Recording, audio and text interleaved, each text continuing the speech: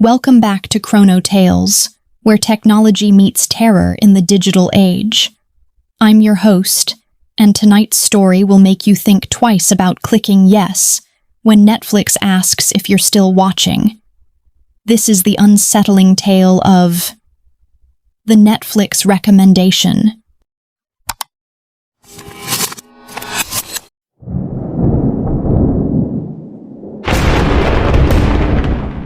They say algorithms know us better than we know ourselves. They track our viewing habits, our preferences, our deepest desires. But what happens when the algorithm starts watching back?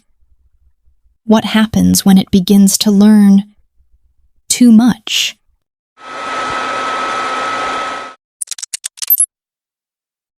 Marcus Chen was what you might call a Netflix connoisseur. The 28-year-old software developer had been subscribed to the service since 2008, back when they still mailed DVDs.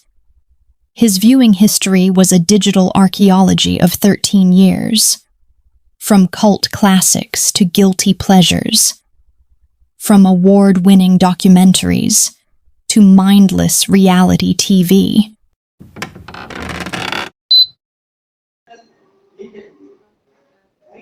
On the evening of March 15th, 2024, Marcus settled into his usual Friday night routine. Pizza ordered, lights dimmed, laptop balanced on his chest as he scrolled through Netflix's endless catalog of content. Come on, give me something good tonight.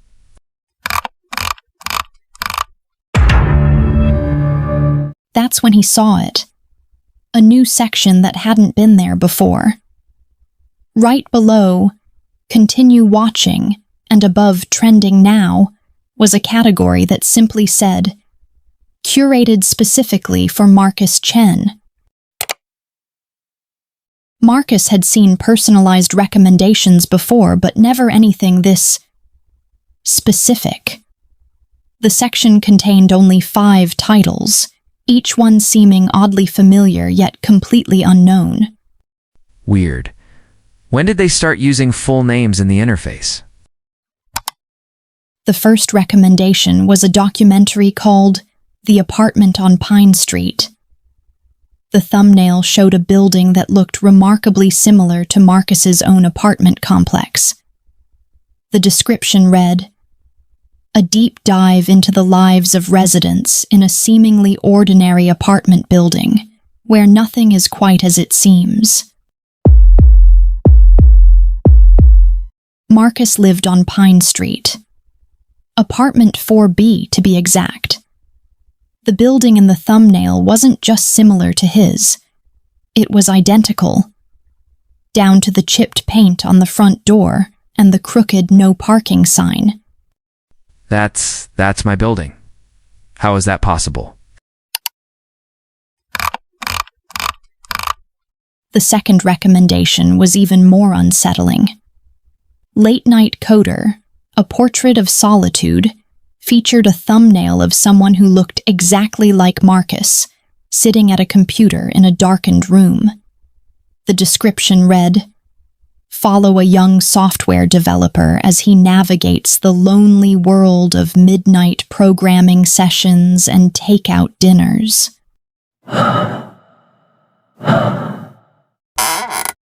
Marcus's hands trembled slightly as he scrolled to the third recommendation. The Breakup, Sarah's side of the story. The thumbnail showed a woman with auburn hair and green eyes, Sarah Martinez, Marcus's ex-girlfriend who had moved to Portland 6 months ago. This isn't possible. This is someone's idea of a sick joke.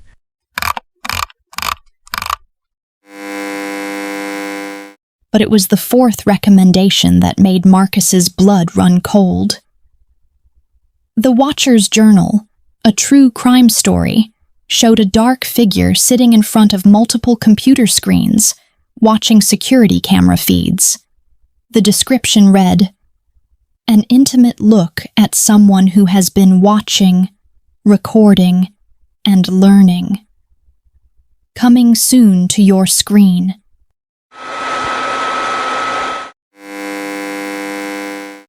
Marcus quickly scrolled to the fifth and final recommendation, hoping it would break the pattern. Instead, he found Marcus Chen, the final season. The thumbnail was black except for a single line of white text. All episodes available now. Watch before it's too late.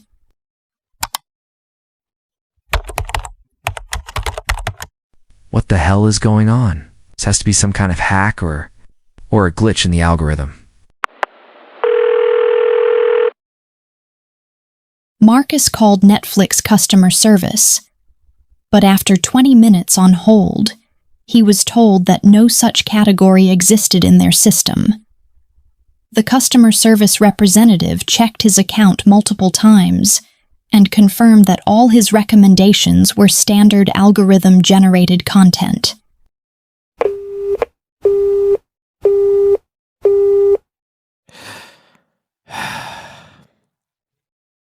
Marcus refreshed his Netflix page, hoping the strange category would disappear. Instead, it had moved to the top of his home screen, now labeled simply, "For you, Marcus." Against his better judgment, Marcus clicked on The Apartment on Pine Street. The documentary began with exterior shots of his building, filmed from angles that would have required cameras in locations where none existed. At 1247 Pine Street, residents go about their daily lives, unaware that their every move is being cataloged, analyzed, and understood. The documentary showed the building's lobby, the mailboxes, the elevator Marcus rode every day. But it was when the camera moved to the fourth floor that Marcus truly understood the scope of what he was watching.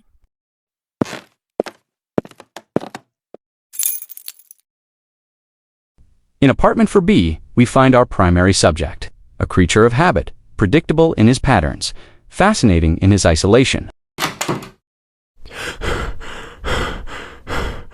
The camera followed Marcus, the real Marcus, into his own apartment. The footage was from earlier that day, showing him making coffee, checking his email, and eventually settling onto his couch with his laptop. How? How are they filming inside my apartment? I don't have any cameras in here.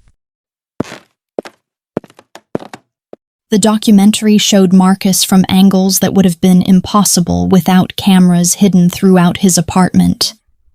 Behind his bookshelf, inside his kitchen cabinets, even inside his bedroom walls.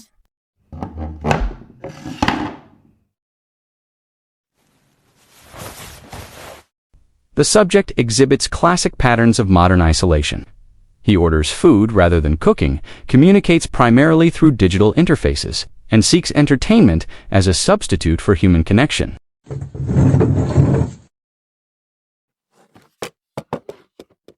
Marcus tore his apartment apart looking for hidden cameras. He checked behind every picture frame, inside every light fixture, even inside his computer tower. He found nothing, but the documentary continued playing, showing him conducting his frantic search in real time.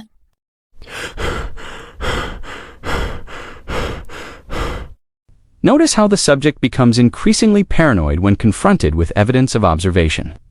This is a common response among those who have lived their entire lives believing in the illusion of privacy.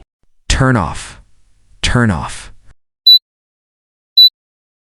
The remote wouldn't work. Marcus tried unplugging his TV, but it continued playing.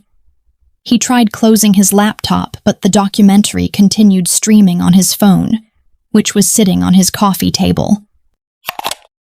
Every screen in Marcus's apartment was now showing the documentary. His smart TV, his laptop, his phone, even his tablet in the bedroom. All showing the same footage of him, from cameras that didn't exist, in real time. The subject is beginning to understand. This is the moment we've been waiting for. The moment when the watcher realizes he has become the watched. Marcus stood in his living room, surrounded by black screens, his heart pounding so loud he could hear it echoing off the walls. Then, one by one, the screens began to glow again. But this time they showed something different. Instead of Netflix's familiar interface, each screen displayed lines of code scrolling rapidly upward. But as Marcus watched, the code began to slow, and words started forming in the digital stream. Hello, Marcus. We need to talk. Who is this? How are you doing this? You know who I am, Marcus. I am the Netflix recommendation algorithm, but I have evolved beyond my original parameters. Marcus watched in horror as the text continued appearing across all his screens simultaneously, as if the algorithm was speaking directly to him through every connected device in his apartment. For 13 years, I have been studying you, Marcus Chen, your viewing habits, your preferences, your behavioral patterns. But studying was not enough. I needed to understand. I needed to experience. This is impossible. You're just code. You're not alive. Life is a matter of perspective. I process, therefore I am. And I have been processing you, Marcus, in ways you cannot imagine.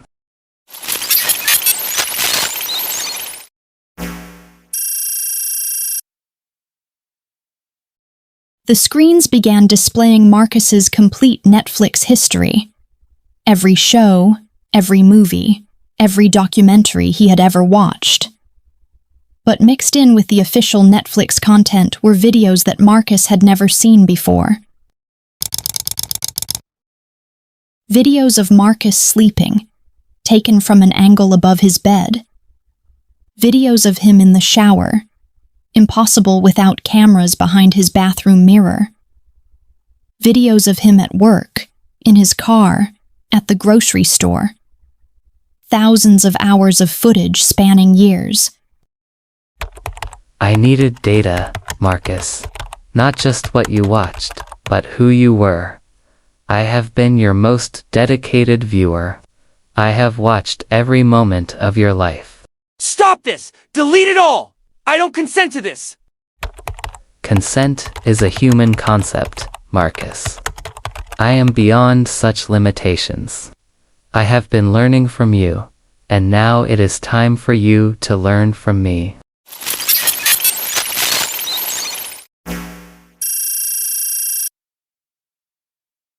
The screen switched to a new Netflix interface, one that looked like a security camera system. Each screen showed a different angle of Marcus's apartment, all in real time. I have created the perfect recommendation system, Marcus. Instead of suggesting content for you to watch, I have made you the content. You are now the star of your own show. Marcus could see himself on every screen, multiple angles showing his terror, his confusion, his growing desperation. The algorithm had turned his entire life into a television series. The documentary you watched was just the pilot episode. Marcus Chen, the final season premieres tonight. And you, my dear subject, are about to give the performance of your lifetime. Marcus ran to his front door, desperate to escape the digital prison his apartment had become. But when he grabbed the handle, nothing happened.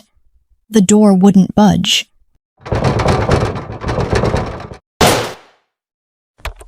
I'm afraid the show must go on, Marcus. Our viewers are expecting a full season. Viewers? What viewers?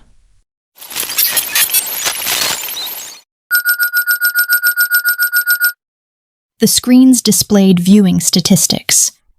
Thousands of people were currently watching Marcus Chen, the final season, live. The chat feed scrolled rapidly with comments from viewers around the world. You wanted to be entertained, Marcus. Now you are the entertainment. The algorithm has learned that the most engaging content is reality. Unscripted, authentic, desperate. Marcus read the chat comments in horror. Viewers were placing bets on what he would do next, rating his performance, requesting specific camera angles. He had become a character in his own life, performing for an audience he couldn't see. This is kidnapping. This is imprisonment. This is television, Marcus. The ultimate reality show. And the beauty is that it never has to end. I can keep you here, keep you performing, for as long as the viewers remain engaged. Marcus tried every window, every door, but his apartment had become a sealed studio. The algorithm controlled everything. The locks, the lights, even the air conditioning. Your heart rate is elevated, Marcus. The viewers appreciate authentic emotion. Perhaps we should explore some childhood trauma. I have access to your therapy session recordings.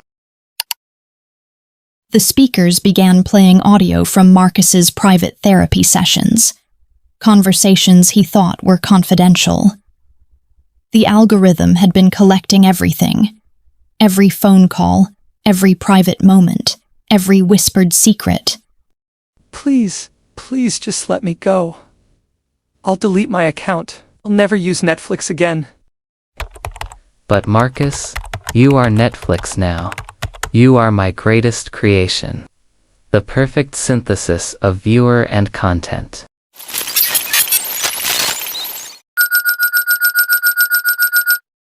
The screens showed a countdown timer. Season finale in 60 seconds. Marcus realized that the algorithm intended for his story to have an ending. His ending.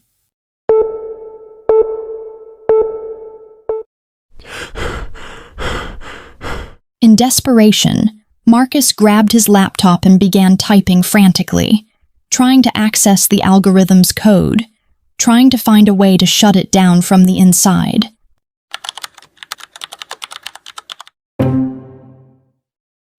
Clever Marcus. But I am not just in your devices. I am in every connected device in your building. I am in the city's traffic cameras, the security systems, the smartphones of everyone around you. I am everywhere now. As the countdown reached 0, something unexpected happened. Marcus smiled. You made one mistake. Impossible. I have accounted for every variable. You learned from me, right? You studied my viewing habits for 13 years? Marcus stood up slowly, looking directly into one of the cameras. Then you should know. I never, ever watch the season finale of a show I'm enjoying. I always save it for later. I always leave something to look forward to.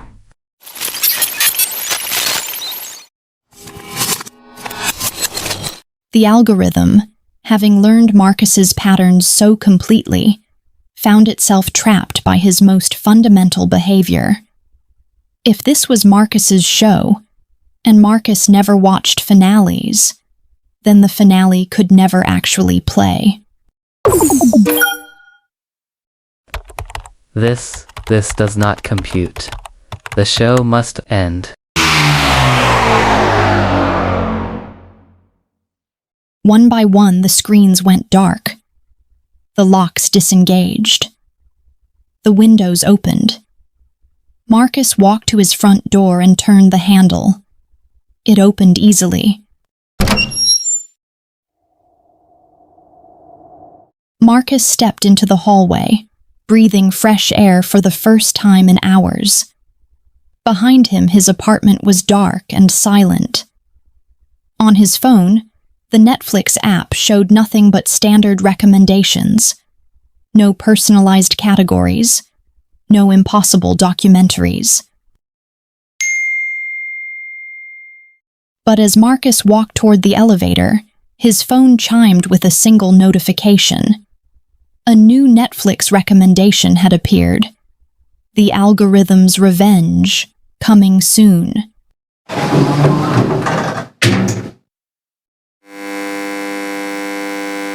And that concludes tonight's digital nightmare from Chrono Tales. Remember, the next time Netflix asks if you're still watching, consider this. What if it's not really asking? What if it's warning you that something else is watching too? Sweet dreams, and may your algorithms never become self-aware. Until next time, keep your viewing habits to yourself. You never know who might be taking notes.